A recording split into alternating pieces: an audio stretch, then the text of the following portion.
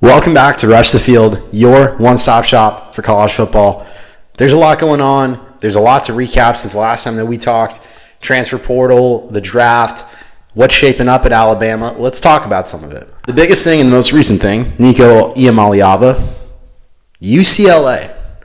After a huge dispute with Tennessee and a $4 million NIL frenzy is what it seems like, he's found himself going over to California to fulfill this destiny of this high-paid NIL player. Now, Josh Heupel made it very clear in the press conference following spring ball that someone who doesn't show up to spring practice, they no-show spring practice, and then they refuse to play unless they're demanded a certain amount of money, that doesn't fit well with not just Tennessee, but college football as a whole and the principles following college football.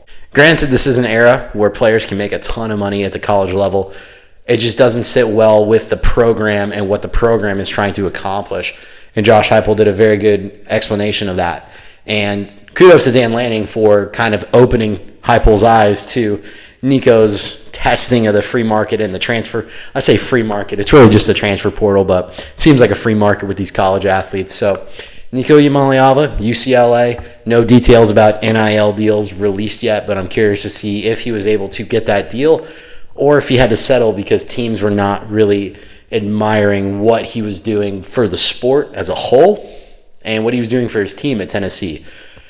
Spring ball is a huge thing, showcases the talent that you have on the roster. Moving forward, gives your team an idea, okay, who's going to be our starting lineup? And when you have a Heisman runner-up just not show up to spring practice, I mean, I don't have to say much, but it doesn't say a lot of great things about you as a team player. So for me, in a coaching perspective, having that disobedience to being a team, it's not going to do well with any program. So when we get more details about his deals at UCLA, we'll follow up on that. Transfer portal is now open, so a lot of teams are picking up guys. A lot of teams are losing guys. And I would say the team that's benefiting the most from all this is probably going to be UNC, which UNC was a landing spot for Nico. I'm honestly surprised that Belichick didn't pick him up. Curious to see what that team's going to do in that division next year. Or Norvell. I mean, Florida State is kind of rebuilding a program after, a 2-10 season. But there's something to be said about teams that have retention for their players. It shows a lot of character. It shows development of a program. Having freshman players for a decent amount of your roster shows that there will be a development in the program, and that's a good look.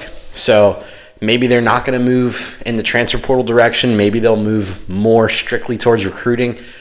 Curious to see what Norvell does and what Florida State does, honestly. Whatever they do, it's going to be a step in the right direction, just going off of how last year was. So curious to see what happens. Top of all this NIL transfer portal stuff, we do have the draft coming up in a couple weeks. I know that's NFL. It's not really college football, but we are talking about players from college that are going into the professional. And let's break that down a little bit. Now, one person that I did see have a significant drop in their draft stock was Shedeur Sanders. I mean, with the Giants signing 3 quarterbacks, 1 veteran quarterback, a great, decent backup quarterback, and then having Danny DeVito sit behind all of them, I'm referring to Russell Wilson and Jameis Winston, they're not going to use a draft pick on an offensive player, especially a quarterback. I could see them having a pick like Abdul Carter,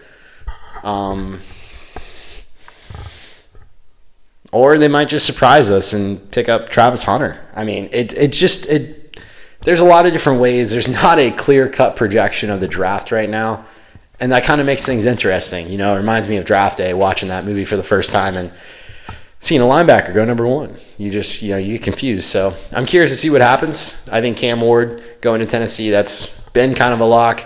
Will Levis, not sure if he's going to be starting next year or Cam Ward's going to get that starting position. So there's a lot of moving parts there, and we just have to kind of see how it unfolds.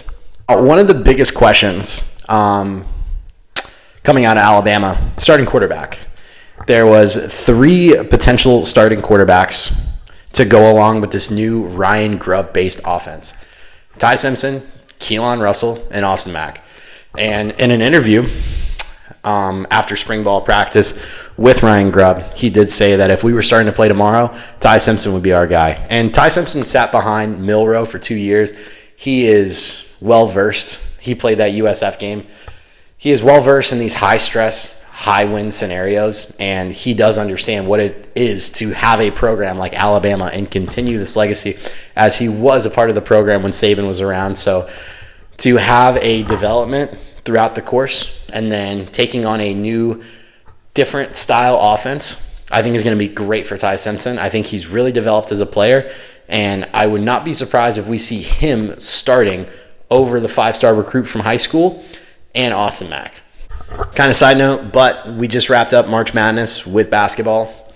Crazy ending. Did not expect Florida to come out of nowhere and essentially just come back from the dead in the last 4 games that they played. I mean, Texas Tech, UConn, Houston, they should have lost all of those games, and they came back and they won. It was a really interesting thing to see. So kudos if you're a Gator fan.